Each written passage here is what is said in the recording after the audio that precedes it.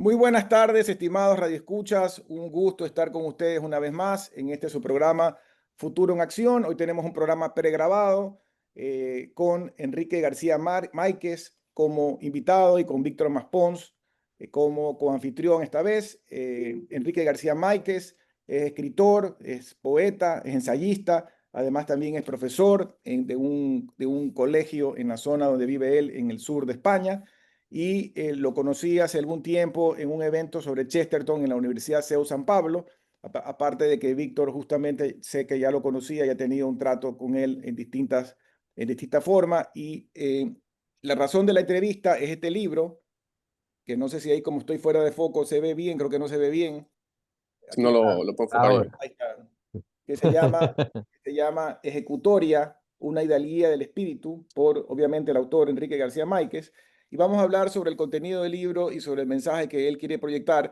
un mensaje que parecería fuera de época, pero ya vamos a ver en la conversación que yo creo que es más necesario que nunca, y sobre eso vamos a desarrollar el programa de hoy. Bienvenido, Enrique, nuevamente, y quisiera comenzar por lo básico, ¿no? Porque este libro habla de la hidalguía de espíritu, tú tienes también un ensayo que también estaba revisándolo ayer, que habla de la nobleza de espíritu, que se llama La olvidada idea de la nobleza de espíritu. Y comencemos por las definiciones básicas. ¿Qué es la nobleza de espíritu? ¿Qué es la hidalguía de espíritu?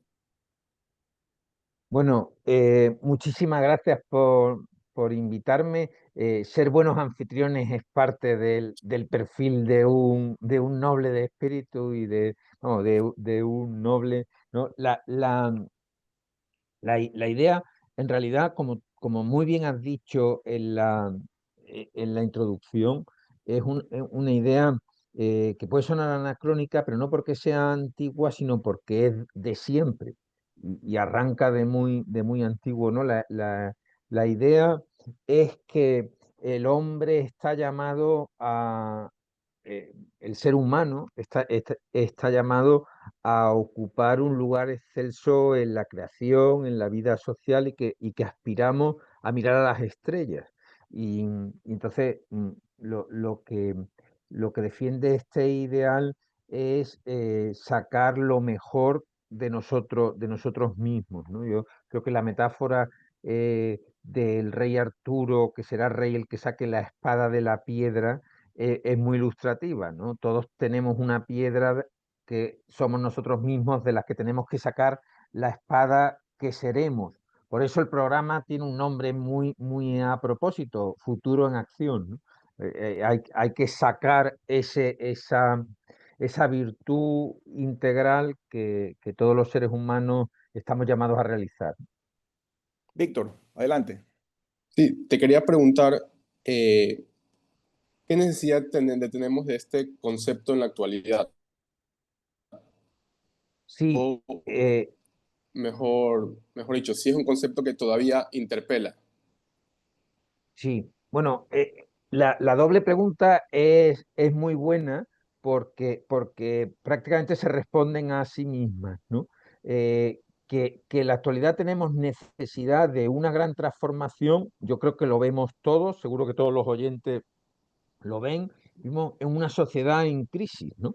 Crisis desde las cosas más prácticas a las cosas más profundas, a la filosofía. Los sistemas políticos realmente están en crisis y digamos que hay que encontrar respuestas a esa crisis, y una respuesta a ella sería la nobleza de espíritu, justo por la segunda parte de tu pregunta, porque es una cuestión que interpela profundísimamente a las personas, ¿no? Hay una llamada a la nobleza, un interés que se palpa en muchísimas cosas, ¿no? Chesterton decía que mientras una chica sueñe en casarse con un príncipe azul y no con el presidente de la República, estará viva esta idea, ¿no?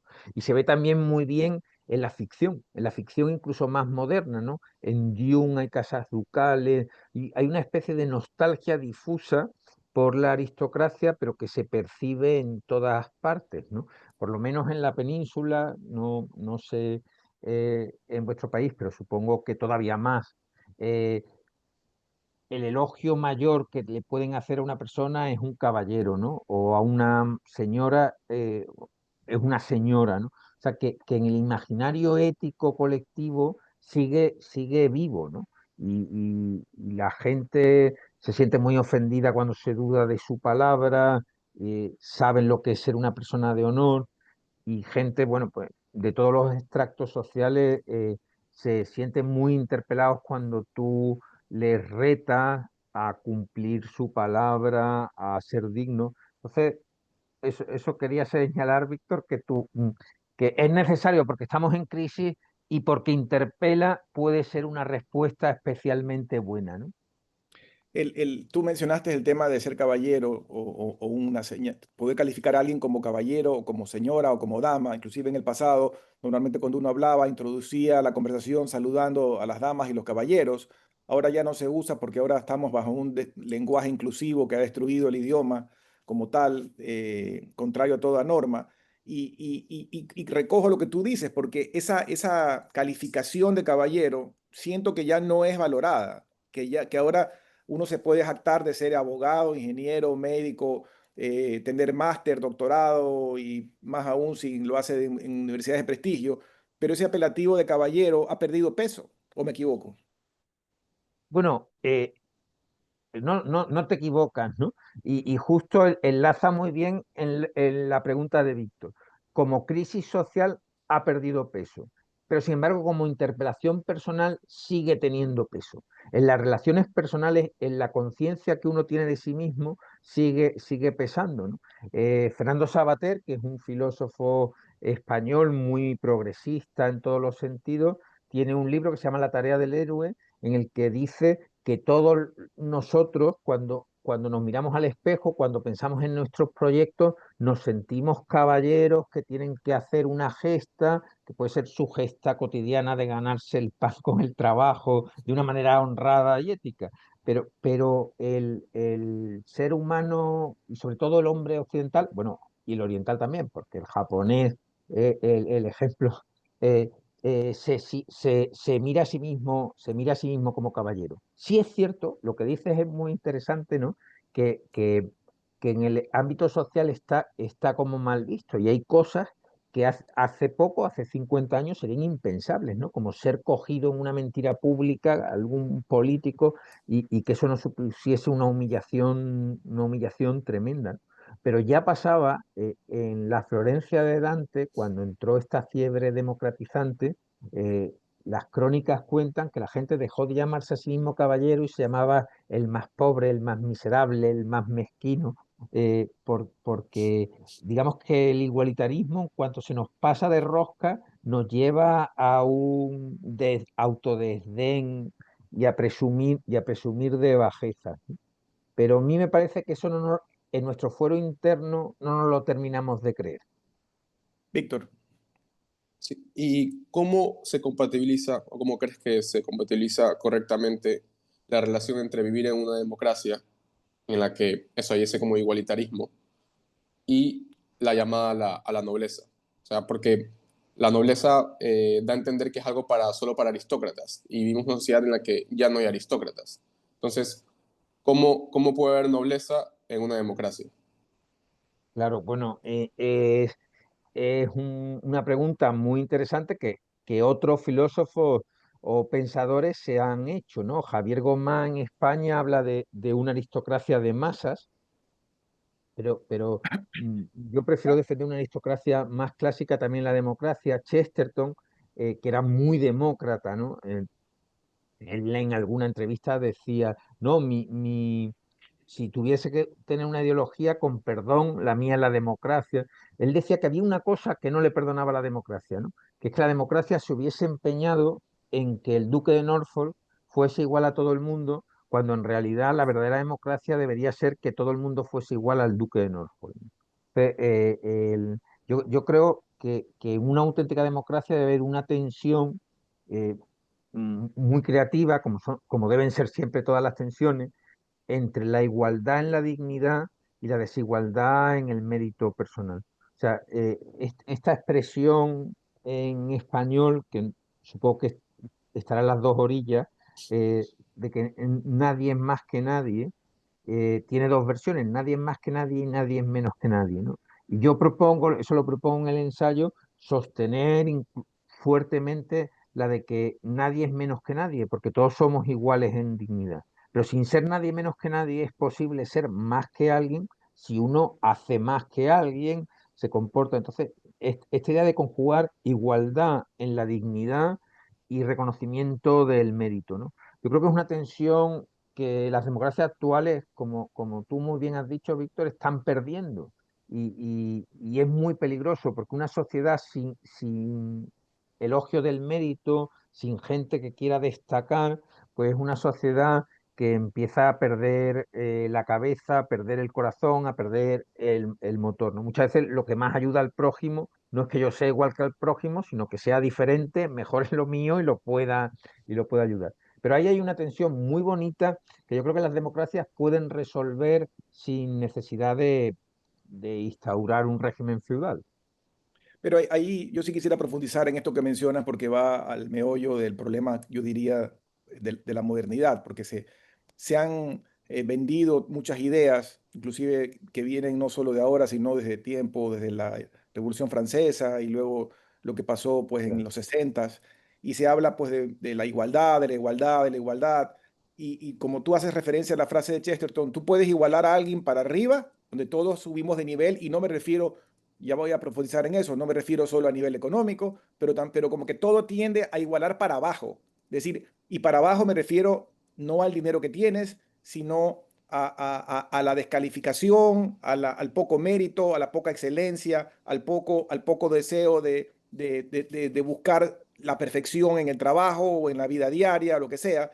Entonces, para mí es el Occidente y parte del mundo, tal vez un poco menos en algunos países asiáticos, lo que yo veo es un deterioro en todo sentido, desde la limpieza, desde el orden, desde el deseo de mérito. Entonces, toda esta ideología moderna ha hecho igualdad, sí, pero para abajo, sin perseguir el mérito, sin elogiar el mérito, sin perseguir la competencia. Tú decías, a ver, tendamos que todos tenemos igualdad en la dignidad, pero no está malo que si yo pongo más esfuerzo y logro ser más aplicado en mis estudios o más aplicado en mi trabajo, no está mal que yo mañana pueda tener más sueldo que el otro o que pueda subir en la escala de la empresa o en la escala de organización. Pero a veces siento que es un mundo de más bien seamos todos iguales, pero todos vamos a ser iguales en la mediocridad. Vamos, yo comparto contigo la reflexión de que ahí está el meollo del asunto. Y bueno, yo como profesor en un instituto de secundaria, un instituto público, a veces asisto a algo impresionante, que es que los alumnos buenos se avergüenzan de ser alumnos buenos. O sea, que la nota buena eh, conlleva un sobreesfuerzo porque no solo hay que estudiar y trabajar para tenerla, sino que además hay que generar una especie de fuerza interior para sobrellevar la vergüenza de ser buen estudiante. O sea que Locura. es una cosa impresionante, ¿no? Y con la que tenemos que luchar. Yo, claro, creo que efectivamente lo que has dicho lo firmo, hay que luchar por el reconocimiento del mérito, por reconocer que ese mérito se reconozca, pero también hay que luchar en otro aspecto que tiene mucho que ver con esta idea de la nobleza de espíritu, que es por la diversidad, por el orgullo de, de que seamos diversos. Y aquí entra en juego una palabra importantísima que es la vocación, en el sentido de que, claro, cuanto más iguales nos hagamos, más fácil es compararnos, porque claro, la comparación exige igualdad en los términos y entonces más fácil es que surja la envidia, ¿no? Pero sin embargo, si todos asumimos que somos únicos, mm, ya nos bloqueamos a la envidia. Decía Albert Camus, el premio Nobel francés, que era un gran teórico de la aristocracia del espíritu, probablemente si no hubiese muerto tan joven, su siguiente libro habría sido un ensayo sobre la aristocracia cotidiana, porque en sus notas que dejó inconclusas, ¿no?, de sus cuadernos había muchas reflexiones. Él dice que su madre, que era de un origen humildísimo, no tenían dinero para comprarle zapatos, pertenecía a la nobleza porque era alguien que no envidiaba nunca, que nunca envidió a nadie, ¿no? O La manera de no envidiar a nadie es claramente ser muy fiel a la vocación. Yo estudié Derecho y tengo compañeros de Derecho que ganan de facultad que ganan más dinero que yo porque trabajan en bufetes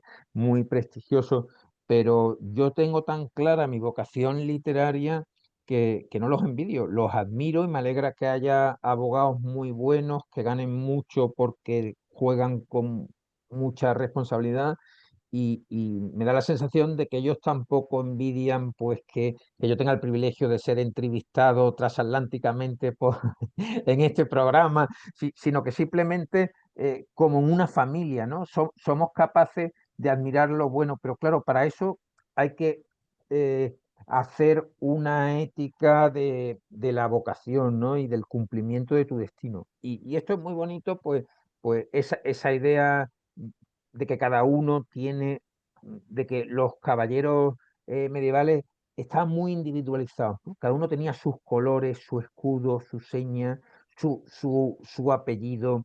Eh, yo creo que esto es una parte importante de mi propuesta, ¿no? Estar orgullosos de tu propia familia, ¿no? Que es un tema de tu propia familia, de tus propios orígenes, de tu vocación, de tu trabajo. De manera que no, que desactivemos el igualitarismo porque somos todos tan individuales que casi la comparación no tiene sentido. Víctor. Sí, de ahí voy a ir por hacerte una pregunta. Habías hablado mucho sobre la admiración, eh, Sí, que se necesita aunque seamos, bueno, para destacarse, sí, ayuda el que haya otros a quienes admirar. sí. Y te quería preguntar, aquí, ¿qué tanto influye no solo el tener personas a las que admirar, sino también eh, descubrir personajes a los que admirar a través de historias? O sea, el tema de Claro, los grandes libros. ¿Cómo sí. influye eso también en desarrollar grandes ideales y cultivar la nobleza de espíritu? Y solo añado algo antes de que contestes, Enrique, porque la admiración ha cambiado en el tiempo, porque antes seguramente admirabas por sus méritos, admirabas por el valor, admirabas por la ética, admirabas porque luchaba contra la corrupción, pero en el mundo de hoy muchas veces los jóvenes admiran al que hizo dinero mala vida, sin importar cómo lo hizo, al que tiene el coche más moderno, al que tiene el departamento de lujo, digamos, más pijo, como dicen ustedes en España. O sea que Sí. hasta el proceso de admiración ha cambiado, ¿no? Claro, eh, mm, están muy bien las dos cosas. A mí hay una frase de Nicolás Gómez Dávila, el pensador colombiano, que me impresiona y me interpela, que es negarse a admirar es la marca de la bestia. O sea, que el demonio es quien no admira nunca, ¿no?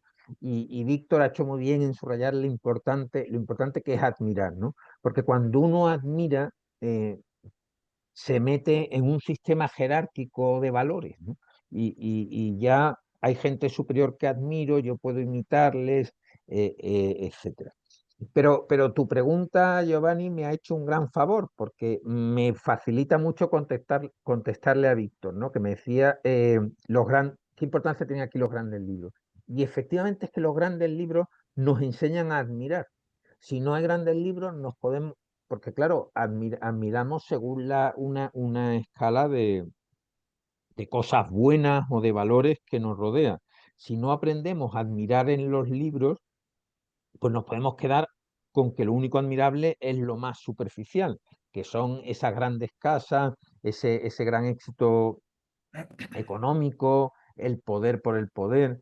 La importancia de los libros es que nos enseñan, porque ese es el arte de los grandes creadores, nos enseñan a admirar eh, vidas cumplidas, vocaciones hechas, ¿no?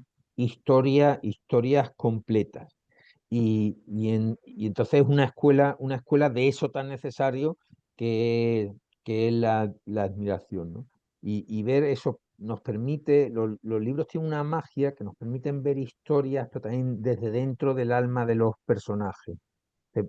Muchas veces a mí un dato que me impresiona, no lo tengo aquí porque no sabía que iba a salir en nuestra conversación, pero está comprobado.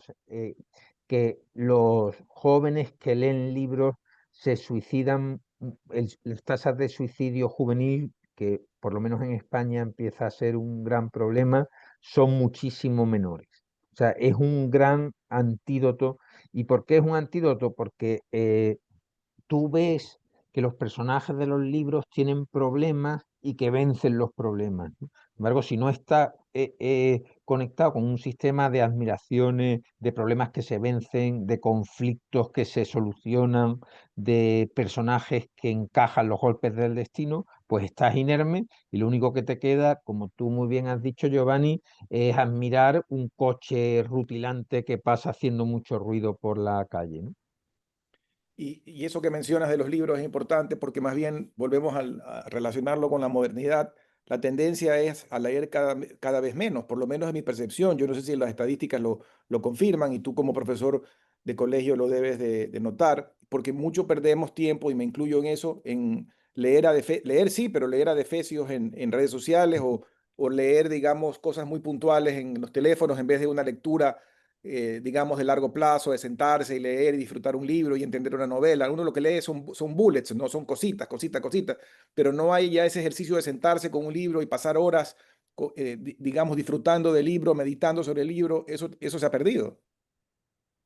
Sí, sí, y bueno, y añado que las redes sociales son un campo especialmente abonado para la envidia, porque es verdad que hay mucha presunción y, y incluso involuntariamente, ¿no? O sea, yo a lo mejor en mis propias redes sociales no pongo que me duele la cabeza, ¿no? Y sin embargo sí pongo que he leído un libro estupendo y el que recibe ese mensaje le dice, pero este tío cómo vive todo el día leyendo y tal. O sea que es un género que es un ámbito que provoca la envidia. Y eso también es un problema, también se ha estudiado, Instagram, Facebook. Había una profesora de Harvard especializada en felicidad que decía que desconectarte de ciertas redes sociales crea un aumento exponencial de tu propia felicidad personal, por este sentido. Lo de los libros es todavía peor porque también se está perdiendo el buen cine, que el cine era un gran sustituto o un gran complemento de grandes historias en esta línea pues, que Víctor apuntaba antes. Y esto de los grandes libros no es una moda actual, ¿no? Sino que es que viene de las raíces mismas de nuestra civilización occidental, porque ya los griegos hablaban de la paideia, de que uno aprendía a ser hombre, hombre en el sentido más noble del término, leyendo a Homero. O sea, que es como la raíz de nuestra educación. Thomas Mann escribe un libro que se llama Nobleza de Espíritu, que en realidad son reseñas de libros clásicos. Y que Don Quijote decida hacerse caballero saliendo de su biblioteca no es baladí, ¿no? También podía haberse vuelto loco dándose un golpe en la cabeza, ¿no? Pero es porque la biblioteca es una especie de energía nuclear, a veces casi siempre beneficiosa, a veces peligrosa, de la que salen proyectos de vida, ¿no? Y bueno, parte de la defensa de la nobleza de espíritu está en proponer estos grandes libros, ¿no? Y, y- y- y viceversa, es una especie de círculo virtuoso porque una manera muy eficaz de animar a la lectura no es tienes que leer para marcar el ítem de que has leído el libro, sino que tienes que leer porque vas a salir del libro siendo una dama, siendo un caballero, asumiendo un proyecto vital, siendo capaz de encarar los peligros. O sea, que funciona en los dos sentidos y en los dos sentidos para bien, ¿no? Leer te hace mejor y saber que te va a hacer mejor es la manera correctísima de acercarse a los libros. Vamos a irnos a un corte breve y regresamos en unos minutos para seguir con este interesante diálogo.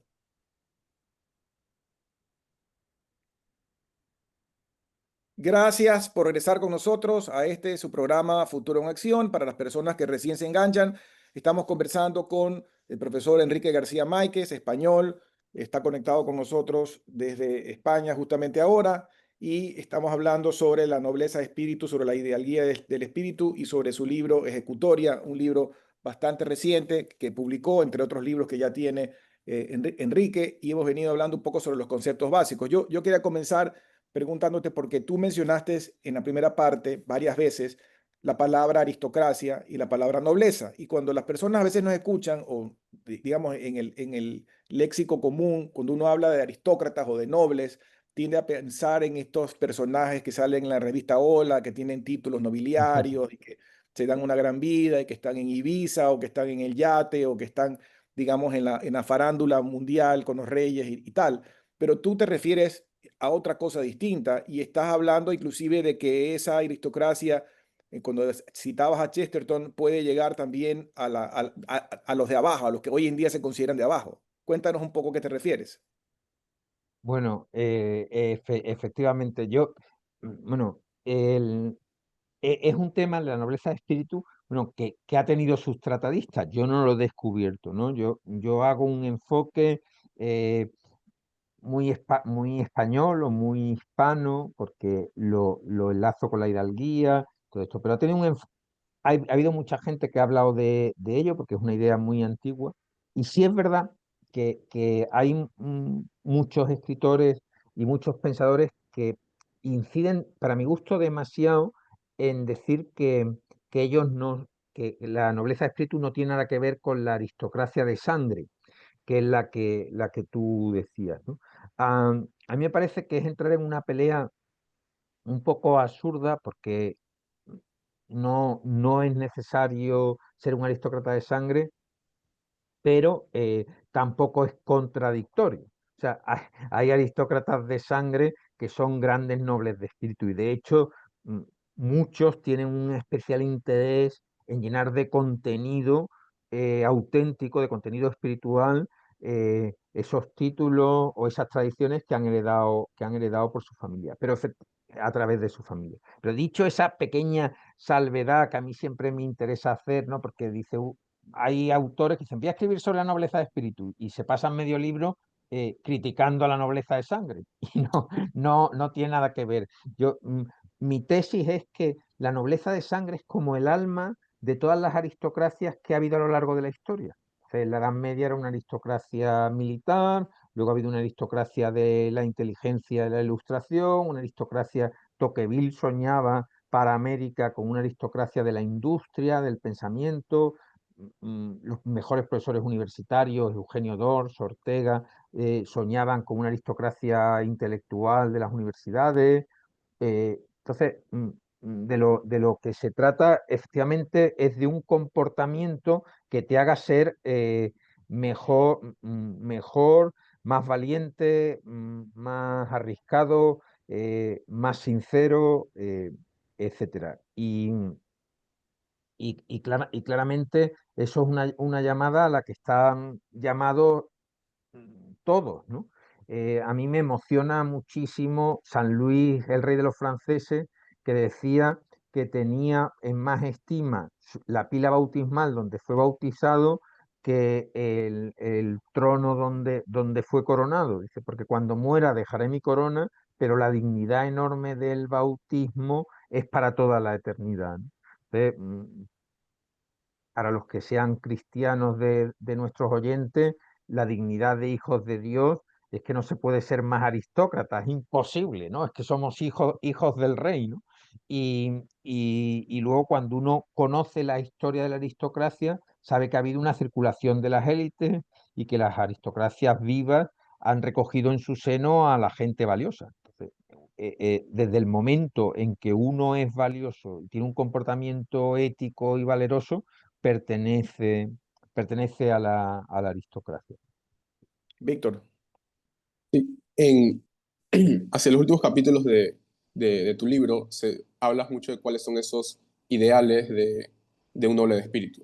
Te quería preguntar, bueno, si nos puedes hablar un poco de en qué consisten esos ideales y cómo un noble de espíritu puede encarnarlos en una existencia cotidiana que a primeras vistas puede parecer que no tiene mucha importancia, o que sí, como no de un noble de sangre, sino una existencia de un ciudadano común. Claro, bueno, aprovecho para agradecerle a Víctor que ha sido uno de los mejores lectores de mi libro, ¿no? Es una reseña, una reseña estupenda y en la entrevista lo va dejando caer o se va notando, ¿no? Porque efectivamente el libro se divide en partes, ¿no? Tiene una primera parte donde hablo de la necesidad de la nobleza de espíritu, una segunda que hablo del concepto, una tercera que hablo de los grandes libros, pero la parte, digamos, mollar es la que Víctor señala ahora, que es decir, bueno, todo esto hay que ponerlo en acción, ¿no? No se puede quedar en palabras bonitas, un ideal bonito, sino, y entonces mm, yo digo que, o sostengo que hay varias virtudes que bien vividas configuran el perfil ético de un noble de espíritu. Los samuráis tienen un código de 7 virtudes, la piedad, el valor. Sí. Bueno, pues yo lo que hago es coger las tres que dijo Camus, que era el gusto por la libertad interior, por no, por no someterse a esto que Giovanni ha hablado antes de las modas de nuestro tiempo, las modas del igualitarismo, las modas de la vulgaridad, ¿no? Sino una especie de resistencia. Es noble quien se resiste, ¿no? Quien se resiste a ser parte de un rebaño ideológico, y esa resistencia la podemos tener en nuestra vida cotidiana, en nuestras clases, en nuestro trabajo, etcétera.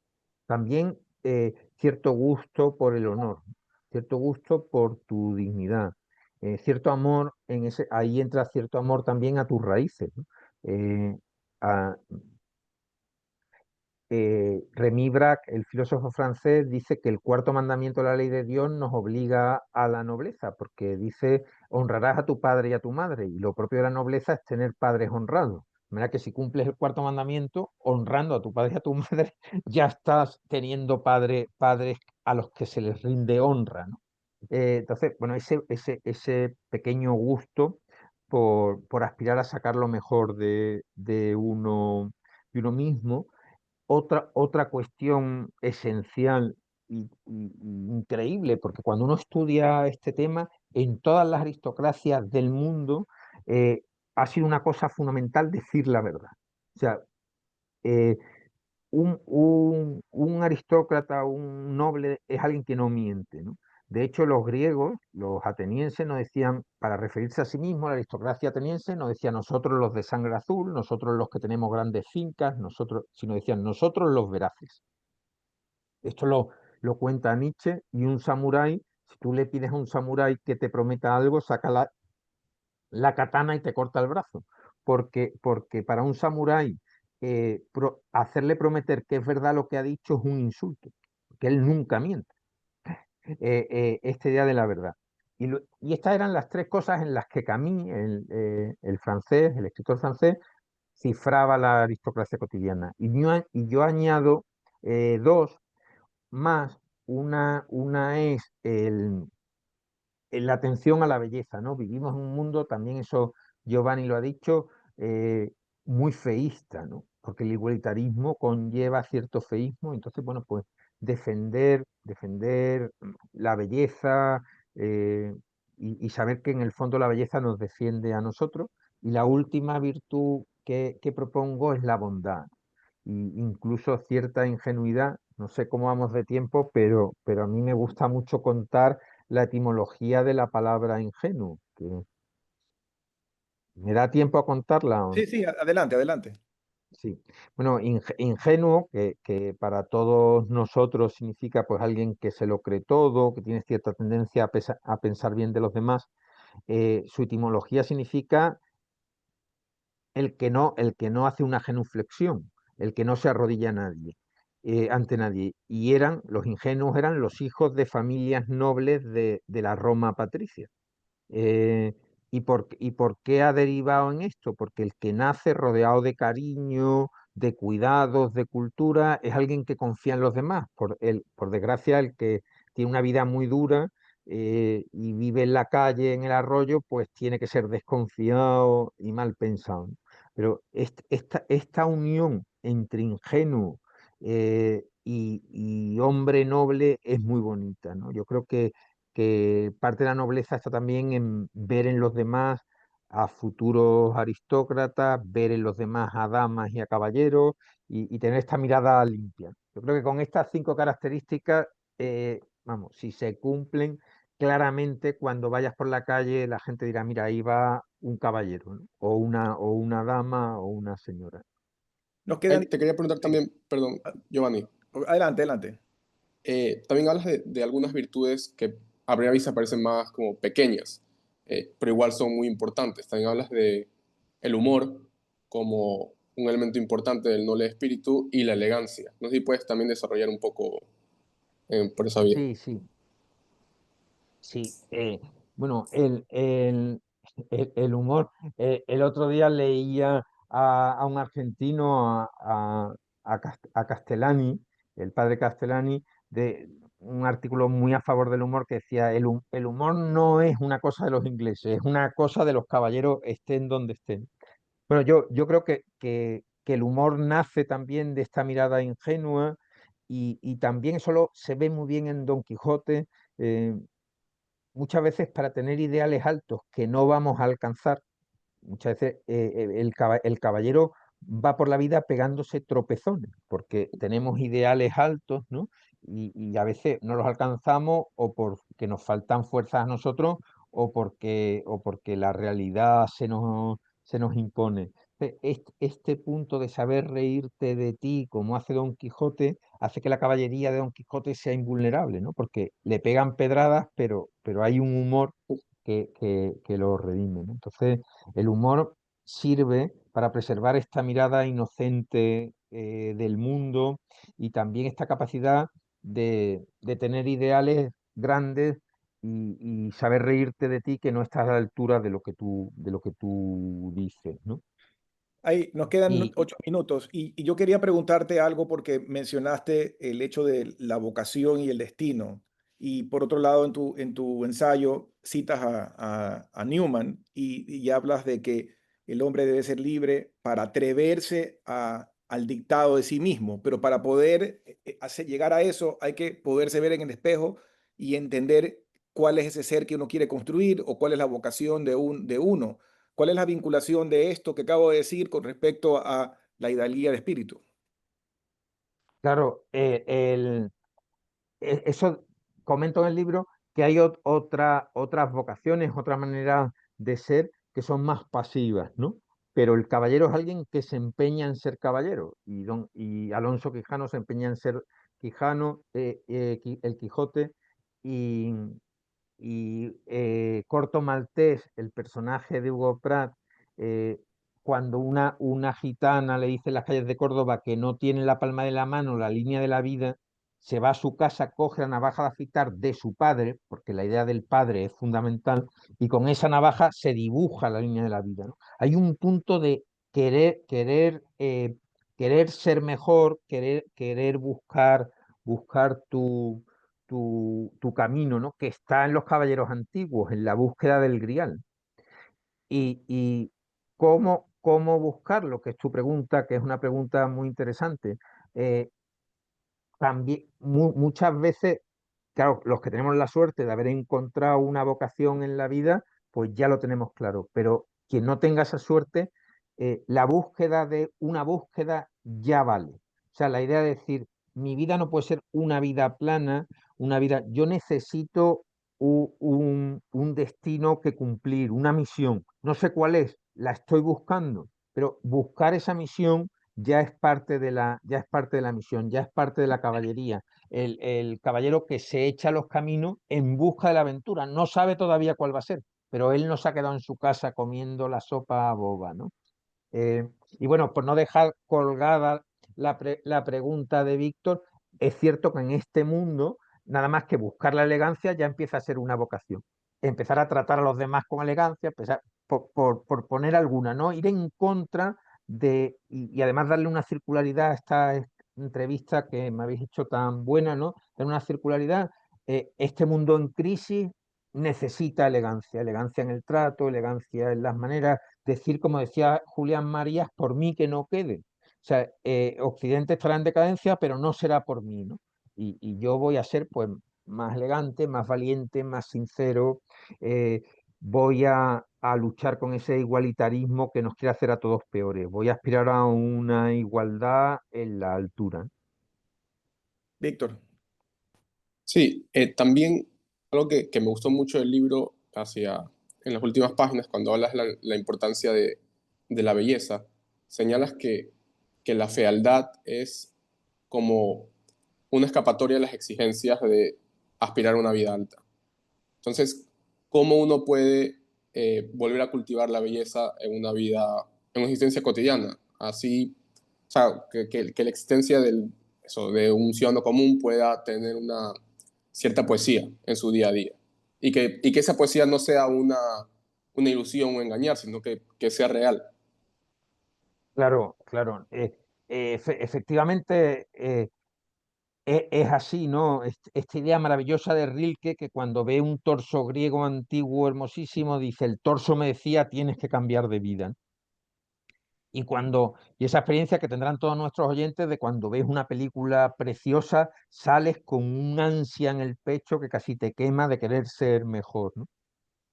Y efectivamente eh, tenemos que abrir los ojos a la belleza, hay muchísima belleza, hay que levantar la mirada y no una belleza, como Víctor decía, que sea una especie de nata que se ponga por sino una belleza vivida, ¿no? Y en parte eso implica esa exigencia propia hacia la belleza. Yo creo que ahí tenemos una misión que cumplir todos, ¿no? Pues cuidar los pequeños detalles, eh, incluso de la casa, incluso de cómo comemos, de cómo ponemos la mesa.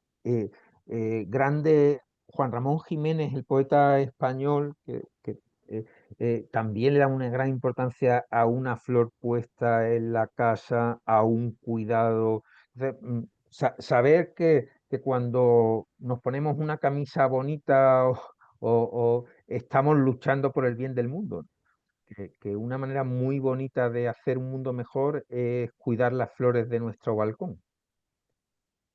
Enrique, en tu ensayo, hacia el final del ensayo, citas a Santo Tomás Moro y hay una parte que la tengo subrayada aquí que hace referencia a lo que ya habíamos hablado de que la aristocracia es para todos y dice, exige una fidelidad esforzada a la conciencia y se expone finalmente siempre tras la batalla a perderlo todo, si nobleza obliga. Los llamados son todos, pero muchos se tientan la ropa y pocos eligen responder. Y yo creo que eso es un buen final a ese ensayo, porque efectivamente pocos son los que se atreven a responder. Tú mencionaste algo importante vinculado con lo que vivimos el día de hoy, porque muchos nos ponemos angustiados sobre lo que vemos en el mundo actual, no solo en los países que vivimos, sino alrededor. Y uno dice, bueno, ¿qué se puede hacer para cambiar? Y por último, hay que comenzar por uno mismo. Entonces decía, bueno, por lo menos que no por mí la cosa esté mal. Si tú te comportas, digamos, en contra de la corrupción, a favor, digamos, de la elegancia de trato o de la educación en el trato y toda la larga lista de cosas que hemos hablado, de repente de a poco las cosas pueden cambiar. Sí, sí, sí, bueno, es verdad, también has leído muy bien mi libro, que me gusta mucho acabar con Tomás Moro, porque es alguien que lo consiguió todo, pero que fue capaz de perderlo todo por ser fiel a su conciencia. Y otro, en ese mismo capítulo, hablo de un poeta español, que es Aquilino Duque, que tiene un poema que dice, luego he tratado de que lo que quería para todo el país, para toda la tierra, fuese al menos posible en unos pocos metros a la redonda. eh, eh, eh, en unos pocos metros a la redonda, el señor feudal de nuestros metros a la redonda somos nosotros. Y nosotros podemos hacer que en esos pequeños metros a la redonda se cumplan los principios que querríamos para todo el país. Y luego, oye, si empezamos a sumar metros a la redonda, pues a lo mejor nos encontramos con una sorpresa, ¿no? Porque como decíamos también al principio, hay una aspiración que tiene todo el mundo. Muchas veces no ejercemos nuestro derecho feudal sobre nuestro pequeño apartamento, pero ahí sí lo tenemos que ejercer. Bueno, se nos ha acabado el tiempo. Víctor, no sé si quieres dar unas palabras finales para poder terminar la entrevista. También en correspondencia con el libro, gracias por venir, porque el libro termina con un llamado a la acción de gracias, que donde dice que la gratitud es uno de los signos más importantes o al que debe aspirar el noble Sí, espíritu. Así que nada, gracias por estar aquí con nosotros y por bueno, por escucharte, porque siempre es igual de... Me gusta porque hablas con muchas frases a la vez y escribes con muchas citas, entonces digo, es muy similar y es muy reconfortante escucharte. Bueno, pues Enrique, muchísimas gracias. Y como dice Víctor, como decía Chesterton, el asombro agradecido, ¿no? Y eso une, digamos, este asombro por la belleza que ya cada vez se aprecia menos, pero también el reconocimiento y la gratitud por lo que uno tiene, por lo que uno ve y por lo que uno puede disfrutar, por los buenos amigos y por las buenas conversaciones como las que hemos tenido el día de hoy. Así que muchas gracias por tu tiempo, Enrique. muchísimas gracias. Hasta luego con todo y buena tarde.